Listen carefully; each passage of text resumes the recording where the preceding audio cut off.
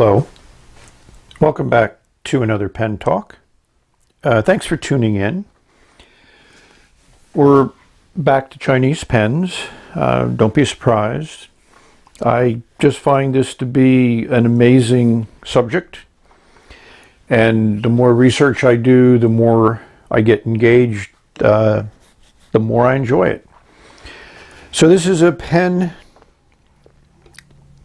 that I picked up because of Frank Underwater's comments, and also I had that D-like submarine pen, which I really enjoyed that shape and design, so I figured I would get something similar. I also found a new website, at least new to me, called Scrivener. Excellent review of this pen on that website. I'd be the first to admit that I'm not that engaged in all the different forms of social media and interactions. I enjoy doing YouTube, but I certainly do appreciate all the excellent work that people have done and published that provide us all with more information and hopefully enrich our lives. So the first response I have with this is I'm impressed with this packaging. I enjoy simple packaging. It's mainly there to protect the pen and also to provide some type of identification. So it's just a cardboard sleeve and you just slide it out and there's the pen. No cover. And my first impression was, ooh, I like it. I mean, it's just a very nice design.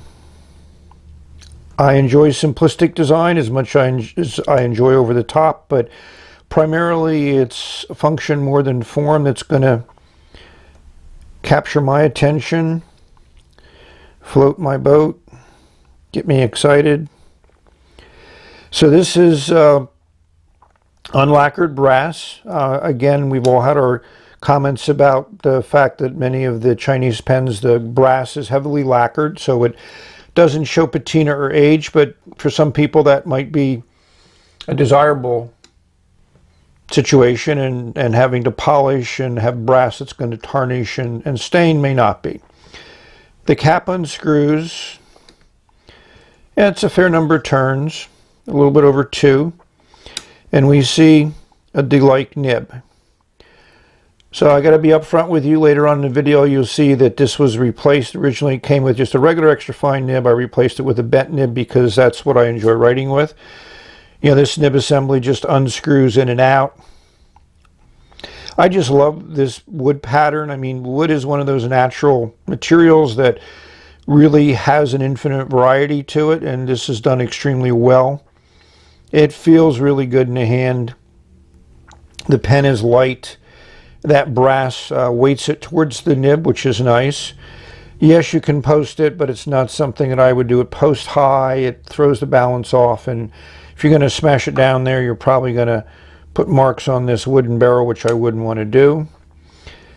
This just unscrews. A lot of turns, nice fine threads, and your classic, piston converter. I'm not a fan of these springs in there if you're trying to clean out ink there or paint in a butt, because you got ink collects inside of those. So, but I haven't really taken all these apart to remove them, so that's the way it is.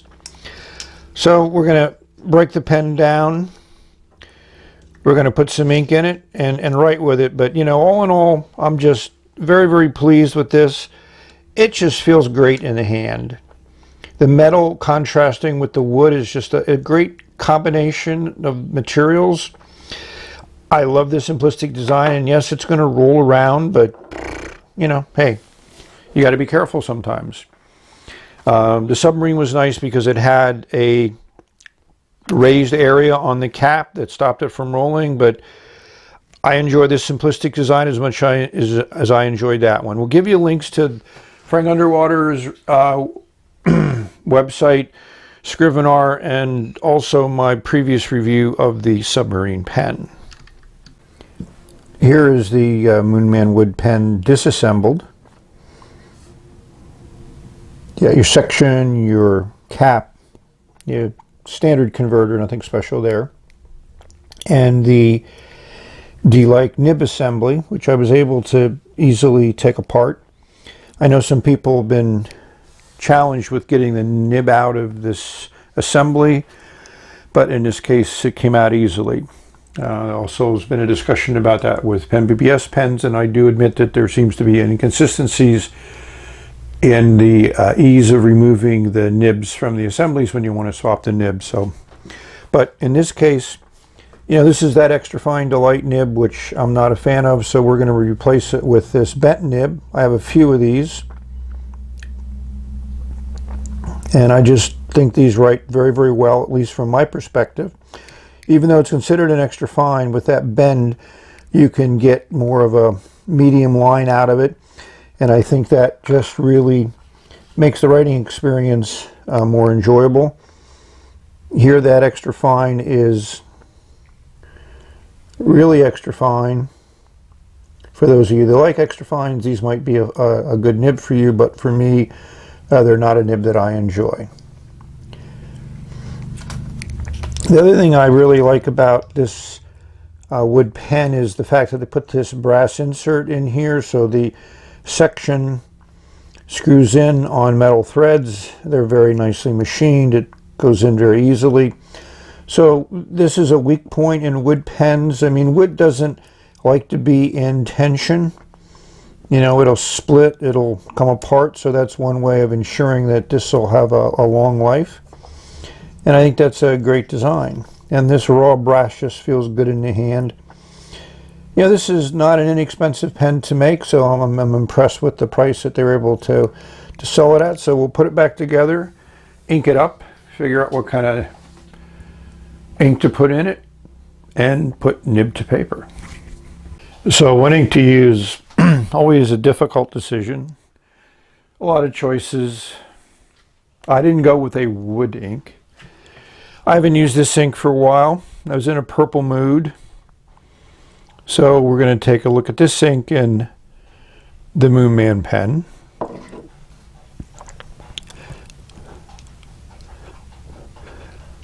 Takes a little over 2 turns to get the cap off. It fits nicely in the hand. I mean, it's just a nice pen all around.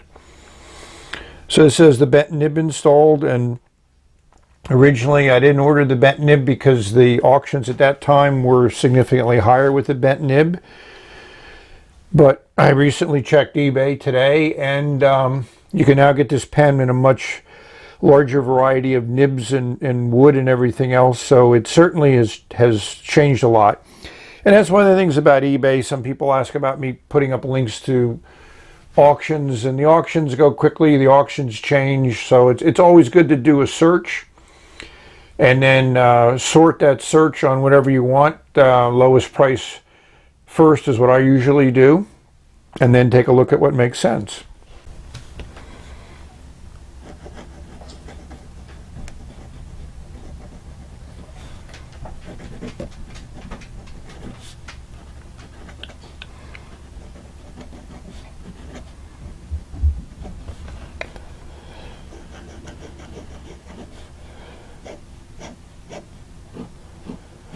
I mean, this nib is just really smooth.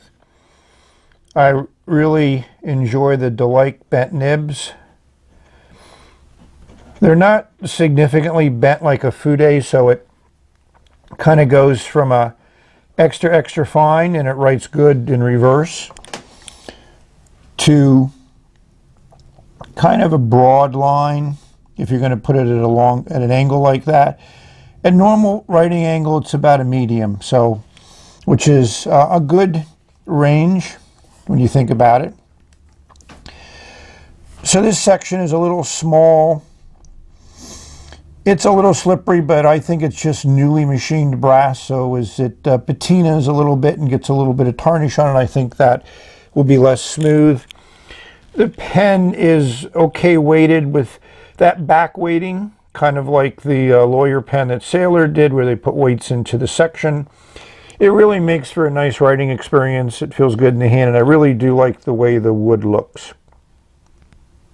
Again, I would not post this pen, even though you could potentially jam that cap on the back of that barrel, but not something I would do potentially to damage that finish. So now we come to that all-important rating. Again, not an easy one to rate, so I'm going to do a 7.5. So as I mentioned, I love the design, I love the materials. With the bent nib, it writes extremely well, but this section is a little small, and it's going to, I think it could bother me over an extended period of time, and so that kind of lowers its overall rating from that perspective. But it's extremely well made. I would like to have rated it more, but I got to think about it from the writing experience and how enjoyable that would be for a long period of time. So hopefully you've enjoyed this look at this interesting pen. So thank you for tuning in.